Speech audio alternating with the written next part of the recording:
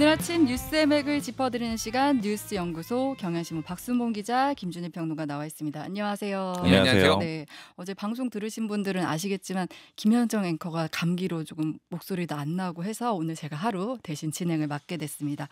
먼저 부천 제1시장 사고 소식부터 잠깐 볼까요? 네, 어제 오전 11시쯤이었습니다. 그 부천시의 부천 제1시장에서 네. 1톤 화물 트럭이 시장 통로 내부를 질주했거든요. 그러니까 전통시장 가보시면 그 안쪽에 좁은 길을 생각하시면 됩니다. 네. 한 폭이 3m 정도 되는 그런 시장 안쪽의 보행로거든요. 그 양쪽에 노점하고 매대가 있는 구조인데 네. 이 보행로에서 트럭이 28m 정도 후진을 했다가 150m 정도를 빠르게 앞으로 주행을 하면서 사람들을 친 겁니다. 그러니까 그 부분이 좀 놀라운 것 같아요. 후진을 했다가 다시 앞으로 돌진하는 그 장면이 이제 공개가 돼서 이게 어떻게 된 거냐 이런 얘기가 나오고 있잖아요. 맞습니다. 이 마지막에는 의류 매장을 들이받고 멈췄는데 피해자가 많이 나왔어요. 네. 사상자가 21명 나왔거든요. 2명이 숨졌고 또 9명이 중상, 네. 경상자는 10명이 나왔습니다. 음. 이 사고를 낸 사람은 이 네. 시장 상인이었거든요. 아. 67세 김모 씨인데 네. 이 시장 입구에서 생선 가게를 운영했어요. 한 20년 정도 장사를 했다라고 합니다. 그러니까 사고 당일에도 이 물건을 내린 다음에 원래는 시장을 빠져나가려고 후진을 했던 겁니다. 근데 그랬다가 일상적인 일을 하던 거네요. 맞습니다. 이제 네. 매번 하던 일을 했던 거죠. 네. 경찰은 김 씨를 체포했고요. 구속영장도 신청할 겁니다. 네. 왜 이런 사고가 났을까? 이제 아직까지는 확정된 내용은 아니지만 네. 일단 이 운전했던 김 씨는 급발진 주장하고 있어요. 네. 브레이크가 작동하지 않았다라는 겁니다. 네. 근데 반면에 경찰은 김 씨가 페달을 잘못 밟았을 거다 이렇게 지금 추정을 하고 있거든요. 네. 그 근거가 뭐냐면 CCTV가 이미 많이 공개가 돼 있잖아요. 네. 거기 보면은 트럭 뒤쪽에 그 브레이크 제동등이 안 들어와 있어요. 보통 브레이크 밟으면 불이 들어오죠. 빨간 불이 들어오죠. 네. 근데 그 불이 들어오지 않았기 때문에 아마도 잘못 조작을 했을 것이다 이렇게 추정을 하고 있습니다. 네. 김 씨는 음주 상태나 약물 상태는 아니었어요. 바로 조사를 해봤거든요. 아. 근데 다만 김 씨가 이 자신이 모야모야병이라는 희귀 질환을 알았다 이렇게 얘기를 하고 있습니다. 이 모야모야병이 뭐냐면 네. 뇌혈관이 좀 좁아지면서 증상이 일시적으로 좀 어지럽거나 일시적으로 마비가 오는 증상이거든요. 네. 근데 다만 이제 김 씨의 주장은 이거 운전하는 데는 전혀 영향이 없었다 이렇게 지금 밝히고 있는 상황입니다. 네. 뭐 아직 결론이 다 났다라고 보기는 어렵고 이 국가수 분석을 하고 이런 과정들을 거쳐서 이제 경찰이 이제 본격적인 수사를 마무리해야지 결론이 날 것 같습니다. 네, 지금 사망자도 2명이고 뭐 19명이 다쳤다고 해서 굉장히 좀 안타까운 사고인데 이 분석 결과를 좀 지켜봐야겠습니다. 네. 그럼 이제 오늘 좀 자세히 들여다볼 첫 번째 뉴스 뭐예요? 황교안, 박성재 구속영장 기각. 네, 밤사이 나온 소식인데 황교안 전 총리, 박성재 전 법무부 장관에 대한 구속영장이 둘 다 이제 각각 기각이 됐어요. 네, 황 전 총리부터 얘기를 해보면은 네. 내란 특검이 그제 이 황교안 전 총리 체포를 하고 이례적으로 그날 바로 구속영장까지 청구를 했거든요. 네. 그래서 어제 심사가 있었고 음. 그 결과가 오늘 새벽에 나왔는데 네. 이 기각돼서 풀려났습니다. 아, 법원의 판단은 네. 구속의 필요성이 부족하다라는 거예요. 그러니까 이제 아. 구속 사유 설명도 부족하고 네. 그다음에 무엇보다도 증거가 상당 부분 수집된 걸로 보인다. 굳이 구속까지 해서 조사할 필요는 없다 이렇게 입장을 밝혔습니다. 네. 그 특검이 제시한 혐의가 뭐냐면은 내란 선동 혐의가 가장 큽니다. 뭐 네. 이외에는 원래 이제 압수수색도 맞고 이랬거든요. 네. 뭐 그래서 이제 공무집행 방해, 뭐 내란 특검법 위반 이런 것들도 들어가 있는데 음. 이 내란 선동은 뭐냐면은 네. 이 작년 12월 3일에 윤석열 전 대통령이 비상계엄 선포를 했잖아요. 네. 그때 황 전 총리가 페이스북에다 글을 썼는데 그때 마치 이 계엄을 좀 옹호하고 지지하는 듯한 그런 발언을 썼습니다. 우원식 의장 체포해라, 네. 한동훈 대표 체포해라 이런 내용도 적었고 그다음에 이런 기회에 강력히 대처해라, 모든 비상 조치를 취하시라 이런 글을 적었거든요. 네. 이제 이게 내란을 선동했다 이렇게 특검은 봤지만 결과적으로는 구속까지 이르지는 못했습니다. 네. 그리고 하나 더 좀 봐야 되는 게 이 황교안 전 총리가 체포가 됐을 때 네. 장동혁 국민의힘 대표가 그때 규탄 대회를 하고 있었거든요, 국회에서. 네, 네. 근데 그때 발언 중에 우리가 황교안이다 이렇게 발언을 해서 논란이 됐었습니다. 지금 이게 당 안팎으로 지금 비판이 많이 나오고 있는 상황이더라고요. 네, 왜냐하면 이제 황교안 전 총리는 국민의힘 소속도 아니고요. 네. 그다음에 무엇보다 부정선거 주장하고 있고, 그다음 내란에 동조하는 그런 입장도 그쵸. 밝힌 바가 네. 있거든요. 그러니까 이제 왜 우리가 황교안이냐 이런 얘기들이 나왔는데 어제 본회의가 있었어요. 네. 근데 거기에 앞서서 의원총회가 있었는데 이 의원총회 비공개 회의 때 네. 이 설명을 했다라는 거예요. 그러니까 일단 박상웅 의원이 이 흐름을 제가 국민의힘 의원한테 의원총회 갔던 사람한테 네. 들어보니까 박상웅 의원이 먼저 지금 항소 포기 사태가 있으니까 우리가 다 뭉쳐야 된다, 싸우면 안 된다 이런 얘기를 했다 그래요. 그 다음에는 김민전 의원이 나와서 네. 황교안 전 총리 다음에는 저다, 그러니까 체포 대상이 어. 나다, 그러니까 우리 같이 싸워야 된다 이런 취지로 얘기를 했고, 지금 이분들은 다 지금 싸워야 된다 이런 취지인 거네요. 그렇죠. 뭐 네. 박상웅 의원은 뭉쳐야 된다 이런 취지였고, 근데 그 다음에 장동혁 대표가 나와가지고 이 상황에 대해서 자기가 했던 발언을 얘기하면서 방송에 나가서 비판하지 말고 좀 기다려달라. 이게 성급하게 실수했던 거 아니냐 이런 지적들이 좀 있었거든요. 네. 거기에 대해서는 원고를 토시 하나까지 외워가지고 연설하고 준비를 했던 거다 이렇게 설명을 했습니다. 그러니까 갑작스럽게 한 거 아니고 내가 철저히 준비해서 한 얘기다. 네, 그런 그리고 거죠. 이제 긍정적인 효과도 나올 거다 이런 네. 언급을 했다 그래요. 근데 국민의힘 모 의원한테 들어보니 이게 준비된 발언이라고 해가지고 더 걱정되더라. 지금 막 분위기가 썩 좋지는 않습니다. 네. 이어서 박성대 전 법무부 장관 구속영장 기각도 보려고 하는데 이번이 이제 두 번째잖아요. 네, 그러니까 지난달에도 영장 청구했다가 기각됐었거든요. 네. 이번에 법원이 또 기각한 이유는 뭐 도망할 염려도 없고 부족하고 네. 증거를 인멸할 우려도 좀 적다 이렇게 봤습니다. 지난번에 기각할 때는 위법성 정도가 다툴 여지가 있다 이렇게 법원이 설명을 했었거든요. 네. 그 연장선에 있다라고 봐도 될 것 같아요. 받고 있는 혐의는 내란 중요 임무 종사인데 그때 계엄 때 네. 뭐 법무부 검찰국에 검사 파견 지시하고 그다음에 이제 구치소에 수용할 여력이 있는지 확인하고 이런 작업들을 했거든요. 네. 그러니까 윤석열 전 대통령 도우려고 했다라는 거죠. 계엄 과정에서. 네. 그러나 역시 이제 구속까지는 안 갔고요. 음. 기각이 됐기 때문에 네. 이제 불구속 기소할 수밖에 없는 그런 상황이 됐습니다. 음. 지금 내란 특검 수사 흐름을 한번 짚어봐야 되는데 네. 그 윤석열 전 대통령 수사 이게 본류고요. 네. 그다음에 이제 국무위원들, 장관들 대상으로 하고 있잖아요. 근데 거의 다 기각이 됐습니다. 네. 조태용 전 국정원장 구속되긴 했지만 국무위원은 아니거든요. 네. 그 다음 한 갈래가 국민의힘 의원들인데 그렇죠. 추경호 의원 체포동의안이 어제 제가 본회의 있었다라고 말씀드렸잖아요. 네. 어제 보고가 됐고요. 27일에 표결할 예정입니다. 네. 지금 뭐 박성대 전 법무부 장관 구속영장 기각이라든지 황교안 전 총리 기각이라든지 이런 상황들 좀 어떻게 보세요? 일단 황교안 전 총리 같은 경우에는 네. 법조계에서도 이건 기각 가능성이 높다라고 얘기한 이유가 네. 이진숙 방통위원장 사례랑 상당히 흡사하다. 무슨 얘기냐면은 네네. 이게 증거가 다 남아 있는 거예요. 이게 발언들이잖아요. 네. 그러니까 뭐 유튜브 영상이라든지 본인이 SNS 올린 거라든지 이진숙 방통위원장도 그때 유튜브에 나와서 한 얘기, 본인 네. SNS에서 페이스북에 쓴 얘기.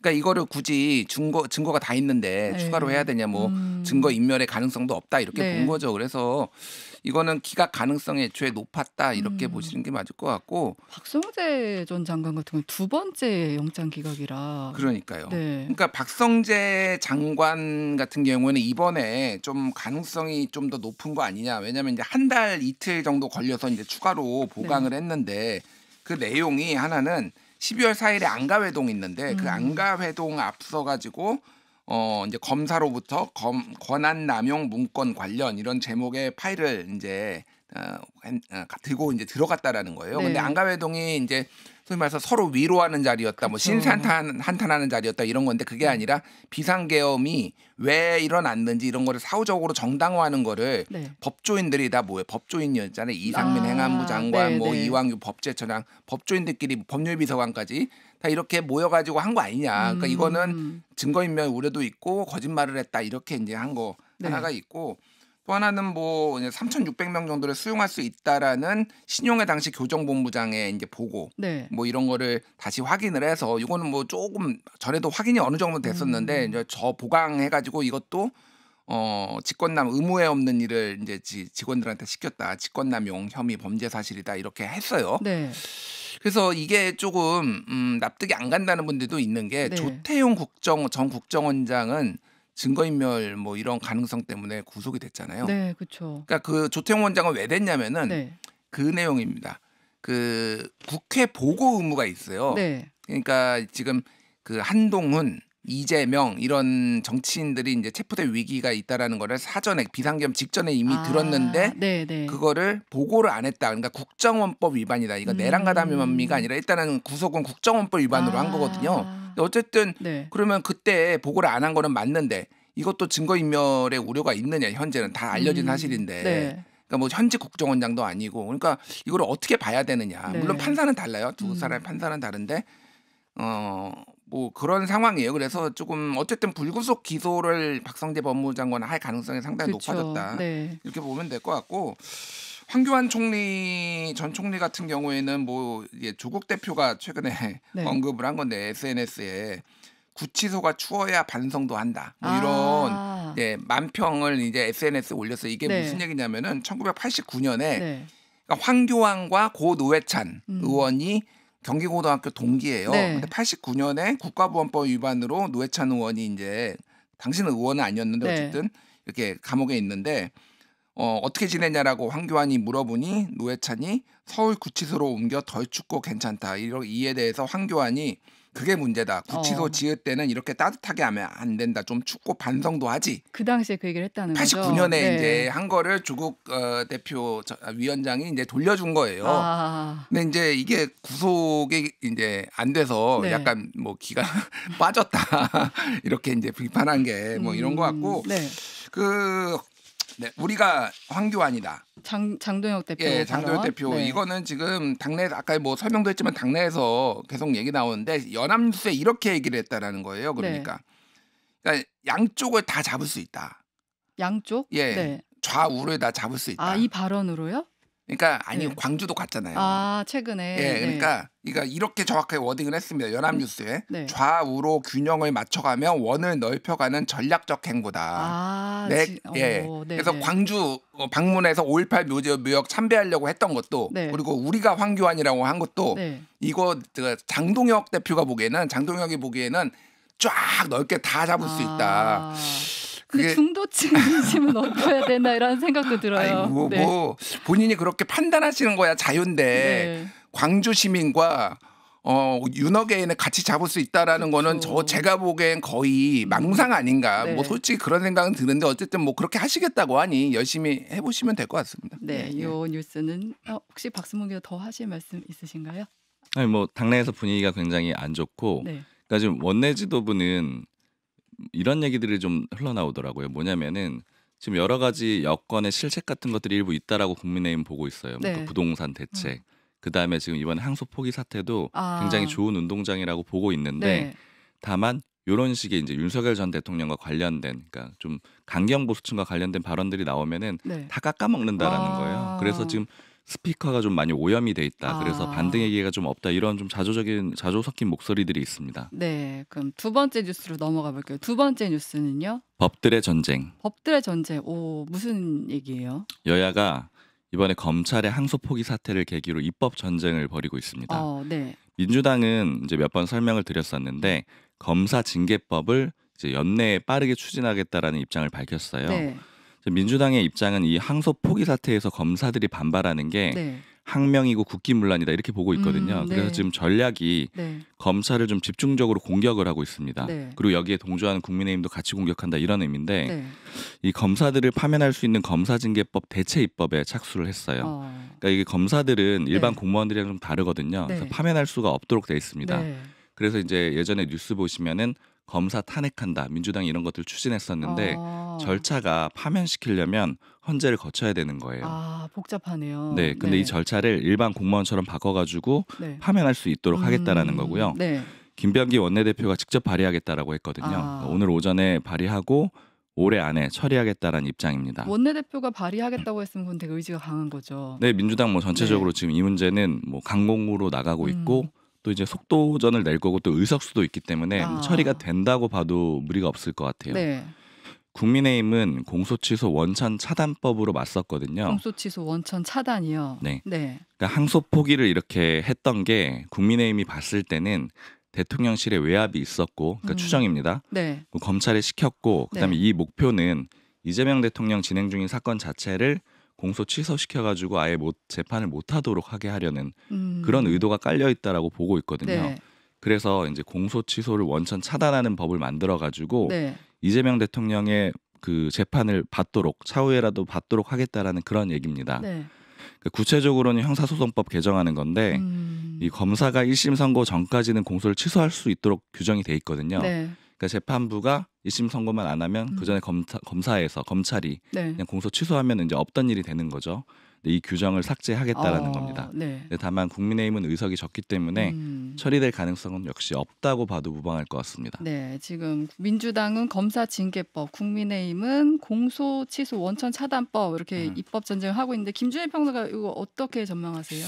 그러니까 이 검찰 개혁이 잠시 주춤했는데 민주당이 추진해오던 이거를 계기로 좀 더 강하게 밀어붙여야 되겠다. 오히려 기회다 이렇게 보는 것 같고 네. 지금 이제 검사징계법안 그리고 징계법을 이제 폐지하는 거고 검찰청법 개정안이 지금 동시에 민주당에 지금 추진하고 있는데 네. 검찰총장도 탄핵 없이 파면을 하는 거 이런 거 검찰총장도 예. 그렇게 지금 이제 당연히 검찰총장도 검사니까 절차를 밟아야 되잖아요. 그쵸. 근데 이제 그런 거 검찰청법 개정안에 지금 그런 내용이 담겼다라는 거예요. 물론 이게 실제로 어떻게 될지는 모르겠습니다. 네. 아직은 이제 이런 안들을 검토하고 여당에서 검토하고 있는 거니까 통과될지 어떨지는 모르겠고 또 하나는 이제 보안수사권 문제가 있죠. 1년 동안 지금 검찰청 폐지가 되면서 보안수사권을 주느냐 마느냐. 근데 지금 어제 중앙일보가 이것도 여당 법사위원 추미애위원장 빼고 8명한테 조사를 했는데 10명한테 조사를 했는데 2명은 답변을 안 하고 8명 중에 6명은 보안수사권 이제 못 주겠다 검찰한테. 그러니까 이번 일로 요 여론이 당내에선 더 강해졌을 것 같아요. 그러니까 더 검찰이 집단적으로 항명한 거. 그러니까 이게 이런 얘기를 했어. 그러니까 이게 자초한 거다. 그리고 당내 기류가 검찰에게 보안수사권을 주면 안 된다는 기류가 더 강해졌다라는 얘기를 아예 했거든요. 네. 그래서 뭐 이제 당내 기류는 뭐 알겠는데, 근데 이제 당내 기류나 지지자들 때문에 이런 결정을 하는 게 맞느냐 그러면은 이거는 어쨌든 국가의 시스템에 관련된 문제인데 뭐 그래서 이게 추후에 어떻게 될지는 좀 더 지켜봐야 될 것 같고요. 지금 여당과 야당이 국정조사, 특검 뭐 이런 거 다 얘기하고 있는데.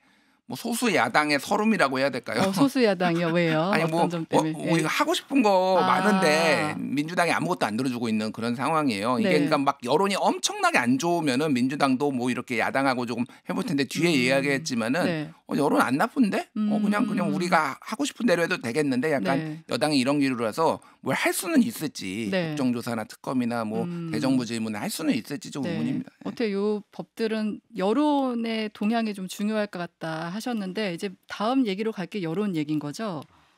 이 대통령 지지율 61%로 상승. 네. 어제 발표한 여론조사 얘기예요. 네, 전국 지표조사가 어제 발표가 됐습니다. 네. 이 여론조사에서 이 대통령 지지율이 61%로 조사가 됐어요. 이 조사는 2주마다 한 번씩 하거든요. 근데 2주 전 대비해서 5%포인트 상승한 수치입니다. 이 지표조사는 여러 여론조사 기관이 동시에 같이 하거든요. 엠브레인 퍼블릭, K-스탠 리서치, 코리아 리서치, 한국 리서치가 공동으로 진행을 했고요.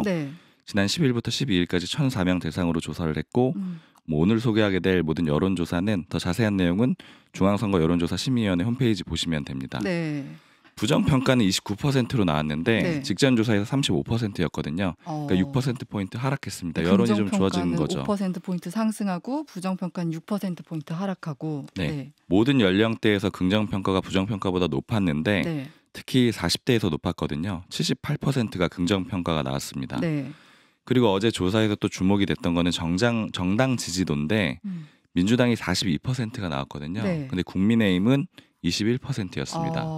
이렇게 되면 딱 2배 차이가 나는 거죠. 민주당이 국민의힘의 2배요. 민주당은 직전 조사에서 조사 대비 3%포인트 상승을 했고 국민의힘은 4%포인트 하락을 했거든요. 그래서 원래 직전 조사 격차는 14%였는데 어제 조사에서는 21%까지 벌어졌습니다. 이 조사는 가상번호 전화 면접 방식으로 진행이 됐습니다. 김준일 평론가 요 여론조사 결과 어떻게 보세요? 뭐 여러 가지 함의가 있는데 첫 번째는 어쨌든 그 외교 이벤트가 굉장히 좀 긍정적인 영향을 미쳤다. 에이펙, 지난주에 발표됐죠. 한국갤럽 4일에서 6일 정후 18세 남녀 1,002명을 대상으로 그때도 그 전전주 그러니까 이전 주에 비해서 6%포인트 국정수행 지지율이 올랐거든요. 그러니까 이게 그대로 지금 반영이 된 거다. 그러면은 이 항소포기는 왜 지금 이게 반영이 안 된 거냐? 그렇죠. 이제 그게 궁금해요. 두 가지 가설이 있어요. 하나는 전화 면접 조사는 일종의 후행 지수다. 선행 지수는 ARS. 그러니까 이런 정치 고관여층들의 이런 거는 ARS에는 바로바로 반영이 되는데 전화 면접은 시차가 좀 있어요. 반영되는데 이게 근데 막 급박하게 지금 월화수 막 진행됐잖아요. 그러니까 이게 다음 주에 반영될 가능성 하나. 아니면은 이게 생각보다 저 뭐 정부 법무부 장관이 예를 들면 좀 무리한 건 알겠는데 네. 검사들의 선택적 분노 이것도 문제 있는 거 아니야? 검사들 네. 좀 문제니까 검사들에 대한 신뢰 떨어지고 야당도 별로 신뢰를 못 받고 그러니까 이게 네. 효과적으로 정부에 대한 비판, 여당에 대한 비판이 지금 안 먹히고 있다라는 거. 이런 가설도 좀 있을 수 있어요. 어쨌든 다음 주까지 여론조사를 좀 봐야 될 것 같고. 네. 지금 국민의힘은 사실 지지율이 이 MBS 조사를 보면 계속 빠지고 있어요. 예, 그래서 장동혁 대표의 아까 전에 얘기했던 그 전략이 맞냐? 우리가 황교안이다. 우리가 네. 황교안이다. 왼쪽 오른쪽을 다 잡고 동심원에 크게 그려가지고 결국 우리가 다 먹을 거야. 그러면서 이제 발언 수위도 계속 올라가고 있거든요. 아, 네네. 뭐 이재명 탄핵하겠다, 독재다, 히틀러다. 그게 이제 지지층한테는 소구하는데 네. 중도층한테 지금 먹히는 전략이냐 이런 고민들이 좀 생기는 것 같습니다. 네, 김준일 평론가가 말한 여론조사도 전화조사와 인터뷰 방식이라는 걸 한번 언급드리고요. 네, 여기까지 할게요. 뉴스의 백을 짚어드리는 뉴스연구소 경향신문 박수문 기자, 김준일 평론가였습니다. 고맙습니다. 감사합니다. 김현정의 뉴스쇼는 시청자 여러분의 참여를 기다립니다. 구독과 좋아요, 댓글 잊지 않으셨죠?